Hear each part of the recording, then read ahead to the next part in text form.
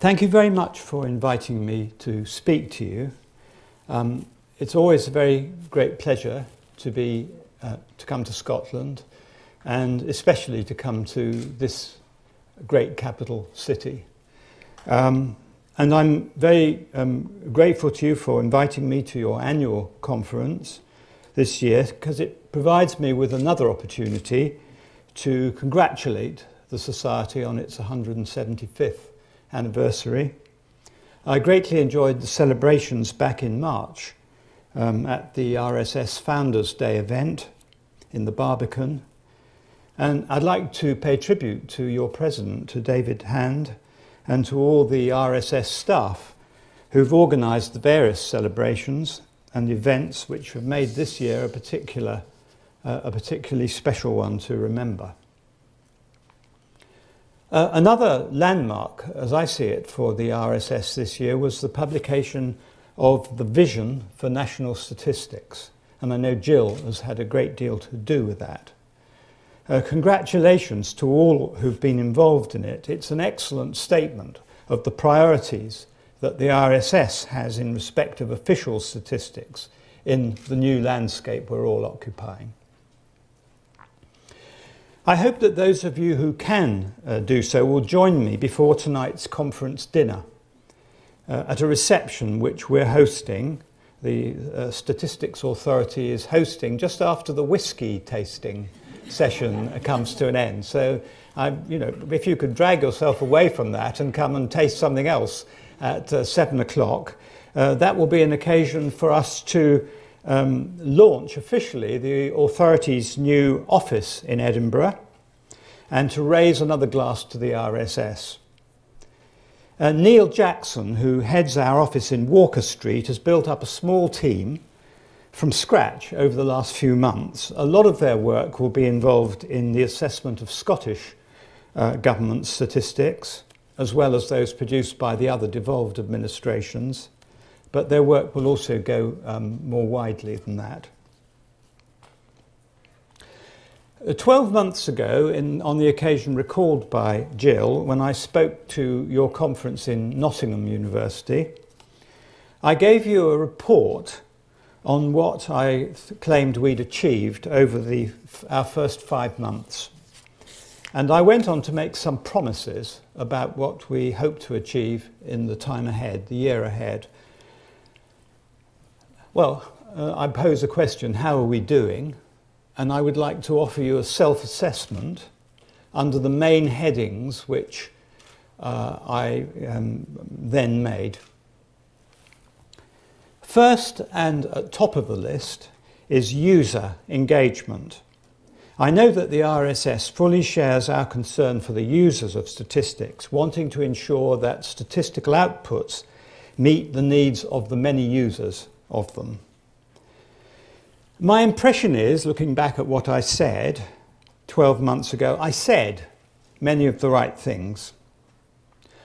But I remember your response was understandably quite guarded and cautious. I said that statistics have no value unless they're used, unless they're useful in informing decisions and improving our knowledge of our society and our economy.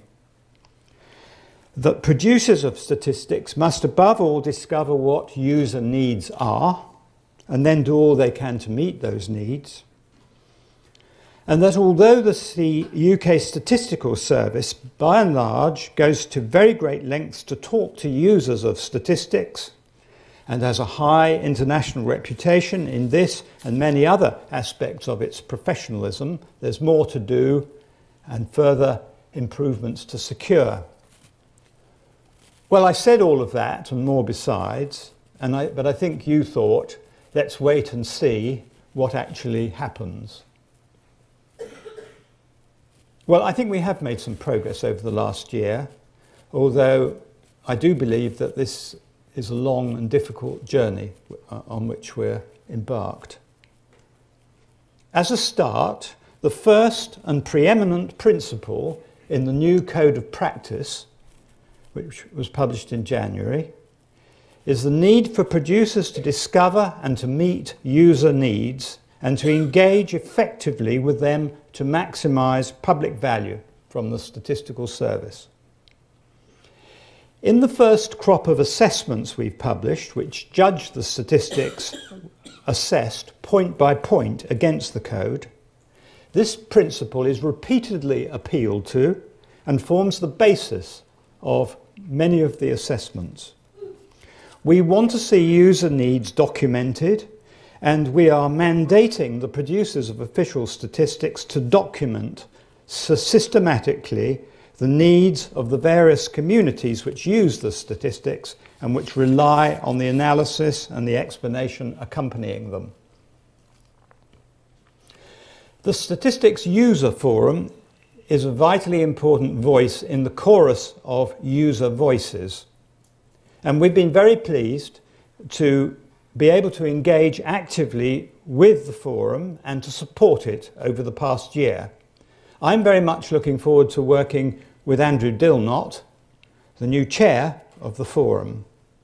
Andrew brings to the role a great deal of experience, and I'm quite confident that he will take the forum from strength to strength, building on the past successes of Keith Dugmore and Jenny Church.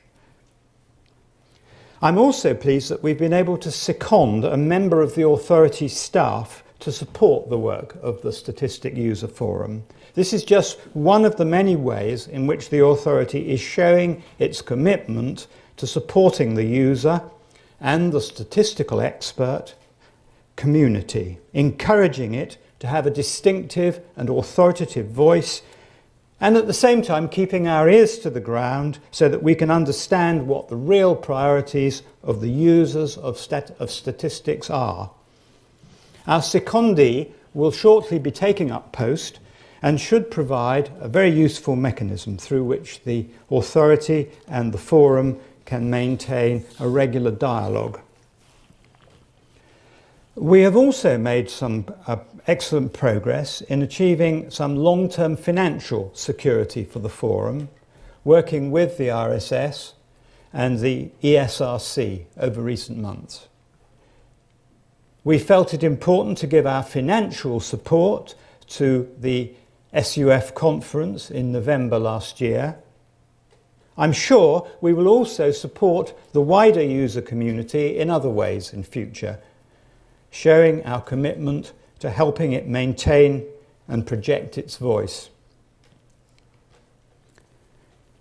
It seemed to me quite a breakthrough when your new executive director came to the authority's committee for official statistics a few months ago to talk to us about how he saw and the RSS saw user engagement. We agree with Martin that strengthening the user voice is not just about strengthening engagement with established users and established bodies, but it's also about identifying users and uses of official statistics not yet known to us, or indeed people who are not currently users of statistics at all, but may be or should be in the future. We need to think hard about these potential future users and uses, which in years to come may become ever more important, and to plan how we might reasonably meet their expectations. This is difficult stuff, but we don't think we're in the business of simply doing things that are easy to achieve. We've also greatly valued the input of the user community in a number of project boards that have been overseeing the authority's monitoring reports. I'll mention 3 projects in particular. A number of people from the user community have been giving up their time to help us with our report on strengthening the user voice. We also decided to adopt a 2-stage approach to our monitoring reports on progress in improving migration statistics and in reducing barriers to trust in crime statistics. Once we'd agreed and published an interim report on migration statistics, we held an open meeting of the RSS, at the RSS, at which over 60 people attended to offer their views, their comments and their suggestions. This was most useful to us in bringing the report to its conclusions, and we're doing the same thing for our forthcoming report on crime statistics. The contribution of experts from the user community greatly improves our work, and I hope it shows how committed the authority is to an inclusive approach to what we do and the priority we give to ensuring that the user voice is heard.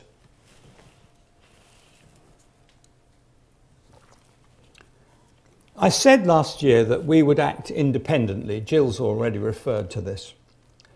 That we would stand up for professional statisticians and that we would use our teeth if we needed to.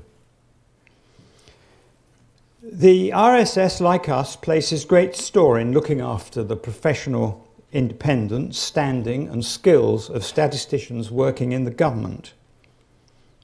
We in the authority also very much welcome the setting up of Straight Statistics under David Lipsey and colleagues, and the work they're doing in challenging the misuse of statistics. There have been a number of occasions which have tested us on this front about which I spoke in Nottingham. The knife crime episode in December certainly generated a lot of publicity and helped give the authority a public profile which all our efforts with journalists had hitherto failed to do. But its main benefit is still with us. Whitehall was stung by the episode and immediately determined that it should never happen again. It had been a flagrant breach of the code, and the consequence of the apology from Downing Street and from the Home Secretary was that Sir Gus O'Donnell, the Cabinet Secretary, issued guidance to all departments and to all officials, not just to statisticians, saying that the code had to be obeyed and establishing a strong position for professional statisticians in every department of state. I have seen with my own eyes, in department after department, the summary version of that guidance pinned up on the wall in prominent places. More recently, we had cause to comment about the way in which statistics on the gender pay gap are being presented, either in government press releases or in independent reports. The issues involved here are complex. Whether to use the median or the mean, full-time or part-time, or an amalgamation of both. But the ONS, as the National Statistical Office, has done a lot of work in this area, and it has a preferred measure, so that it's only right that discussions about the statistics make some mention of that. It isn't good enough to cherry-pick the statistics which add weight to one particular argument over another. Statistics must be presented fairly and objectively, so that Parliament and the public have before them the full evidence base on which to make judgments and decisions. Our comments were measured and serious, but that did not, of course, prevent the media from representing them as a political attack on a particular minister. I regret that, but I don't actually see how we could have avoided that unless we ducked the whole thing. On another occasion, earlier this year, the Statistics Authority was summoned to the Westminster Parliament to give evidence to the Public Administration Select Committee about some remarks made by a government minister in which he accused the national statistician and the ONS of political motivation. He questioned the decision to bring forward the publication of a labour market analysis about the country of birth and nationality of workers in employment in the UK to coincide with the statistical release due out the week before. And he also challenged the way in which the commentary on a subsequent release of migration statistics was presented. As I said in my letter to the Times and as well to the Public Administration Select Committee, the Statistics Authority will always stand up for statisticians when they do their job in an objective and an impartial way, and we will robustly challenge any political pressure which is put upon them. That is our job. If official statistics are to be trusted, they must be seen to be produced free from political influence. Statisticians should not be prevented from presenting or inhibited from presenting their findings as their professionalism dictates. So we stood squarely and publicly behind Karen Dunnell's decision to bring forward the publication of this analysis. But, and this was a difficult moment for the authority, we also felt that there were some shortcomings in the publication and the handling of this labour market analysis. We said so, and on reflection, the ONS agreed. So, we supported statisticians and demonstrated that we are ready to protect them from political influence, but we were also self-critical. Remember, legally, we are the ONS. In our actions, we refuted those who had said, one journalist, not I think present today, actually said this to me some months ago, that we would never criticise the ONS.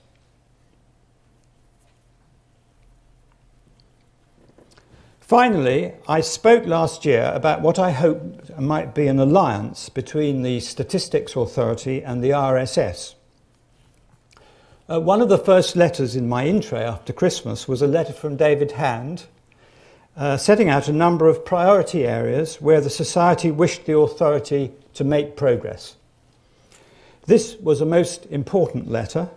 Not only did it clearly set out the Society's position on a number of very important matters, but it also provided the authority with the opportunity to touch hands with the RSS and then to get on with things.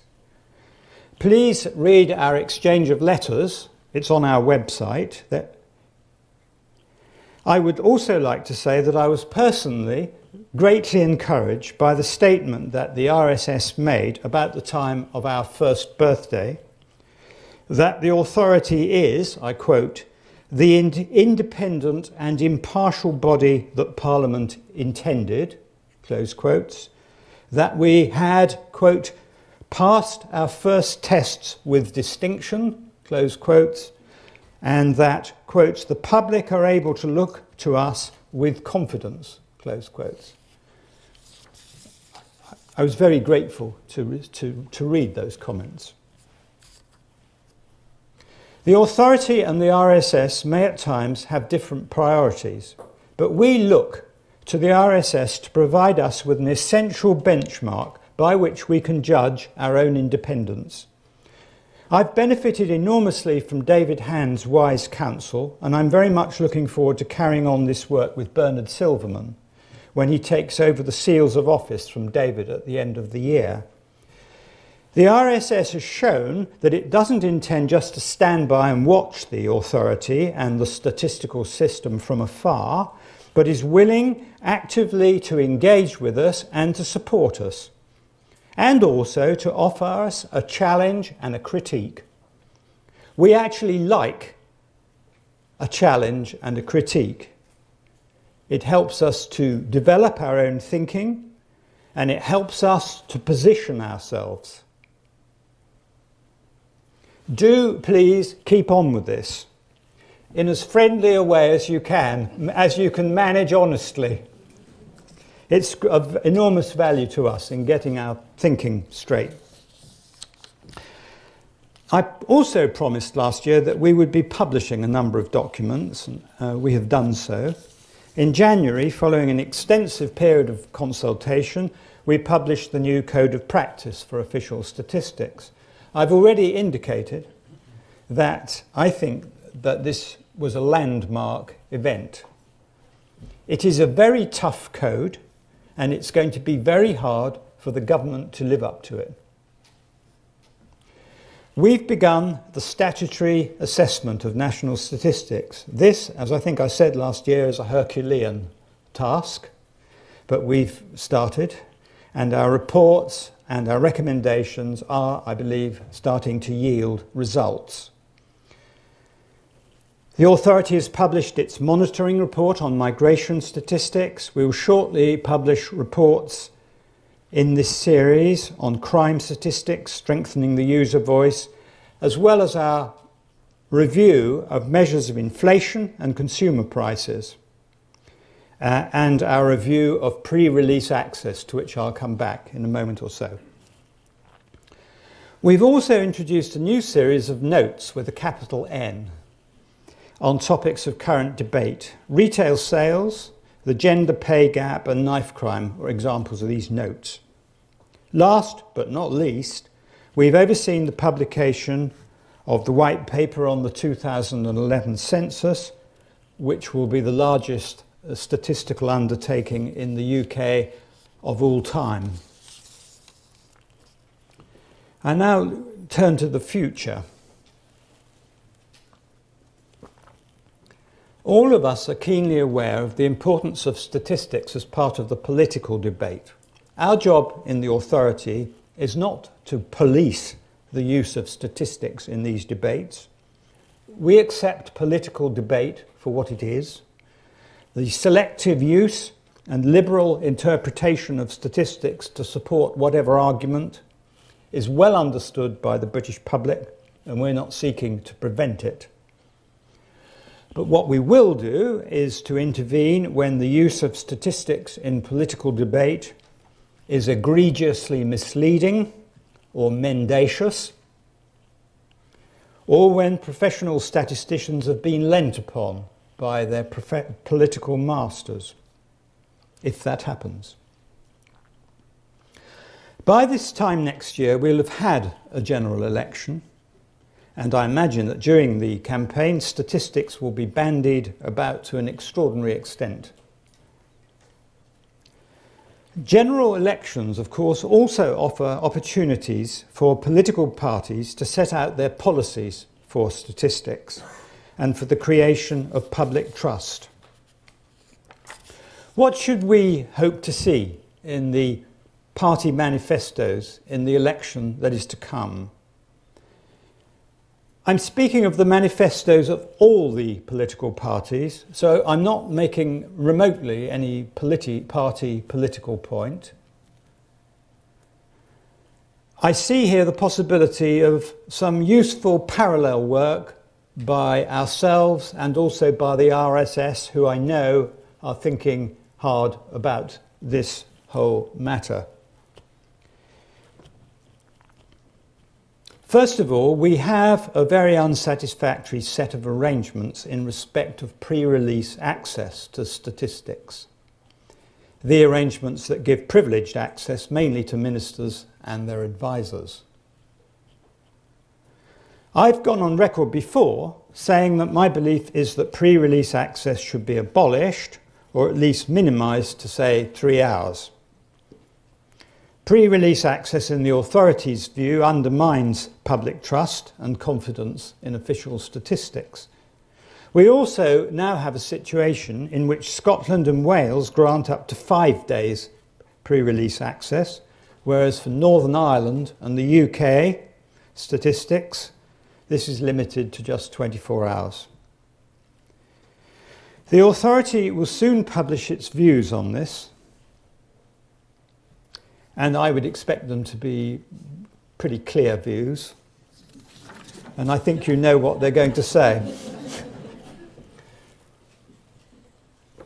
Secondly, we should keep very much in mind crime statistics. We've had a series of reports, the review by Adrian Smith, a review by the Statistics Commission, and the Casey report for the government, which have all recommended steps to enhance the independence of crime statistics, perhaps by transferring them to the ONS or by creating another independent body at arm's length from the government.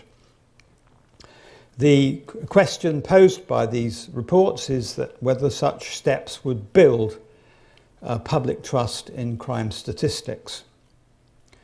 Well, I think back to the 1980s and to the decision to move responsibility for employment statistics from the Department of Employment to the then Central Statistical Office in an attempt to build public confidence.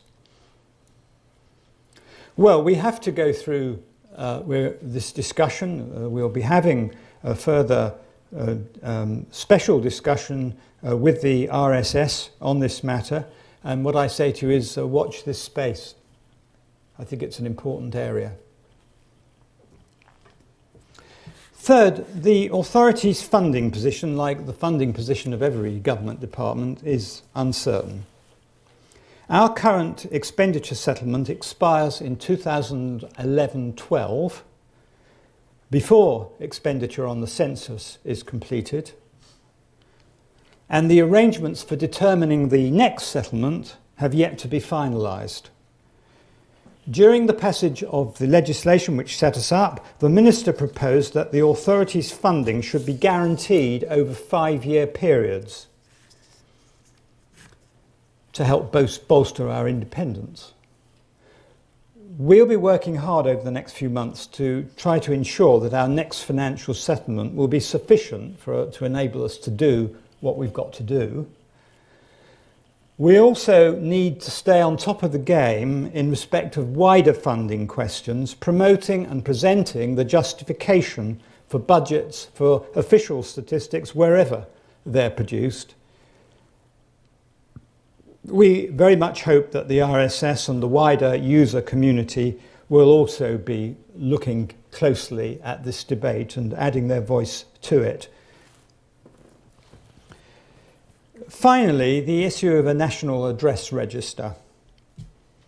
We have been campaigning for the establishment of such a register. This campaign has greatly benefited from the support of the Royal Statistical Society, the Statistics User Forum, the Demographics User Group, and indeed the Public Administration Select Committee itself. Our thanks to all of you for adding your voices to ours. I won't rehearse the arguments for a national address register here, save to say that we believe its benefits are clear for all to see. We would like to see the excellent work currently being undertaken in the ONS to create an accurate address register for the 2011 census taken forward by the government, so that the investment made for the census can benefit the public after Census Day through the creation of some mechanism, a body perhaps responsible for and funded for the task of constantly updating the address register thereafter. I take this opportunity publicly to welcome Jill Matheson as National Statistician, succeeding Dame Karen Dunnell, who retired at the end of August after 4 years in the role. Jill took up post on the 1st of September and brings with her an enormous amount of experience in official statistics and social research, and I know that she is well known to many of you. The Authorities Board and I are very much looking forward to working with Jill over the months and years ahead. With Jill's appointment, the role of National Statistician has changed a little from what it was before.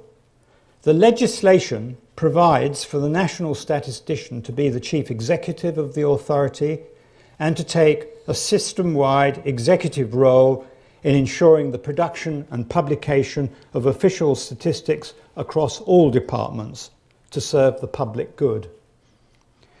As head of the Government Statistical Service, Jill will be spending a great deal of her time leading the work undertaken by the 7,000 or so statisticians and other staff working on statistics in government departments, agencies and other institutions across the GSS.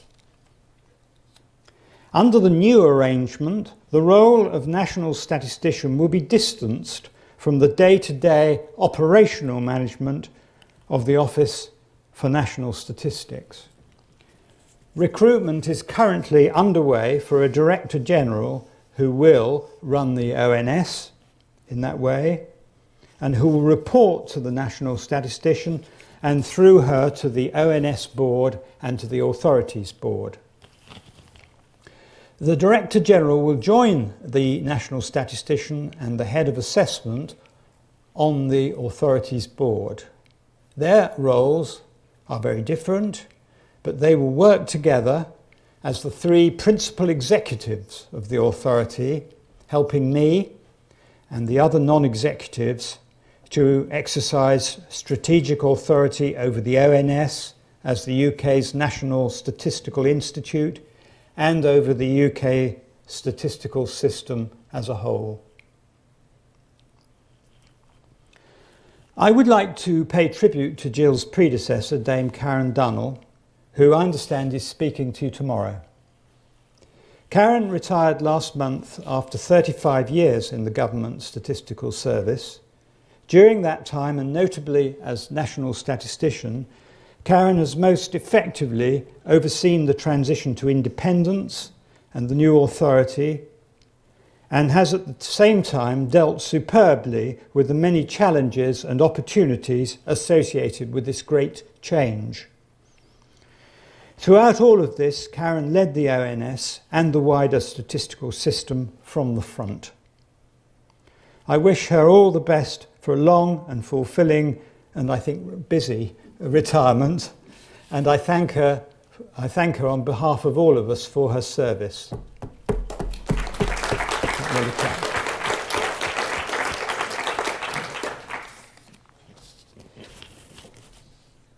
This has been a year of progress for the Statistics Authority. We've done some things better than others, but we've certainly made a start on our great task, and I venture to hope that you will think that we have done some things well and that we show much promise and commitment for the future.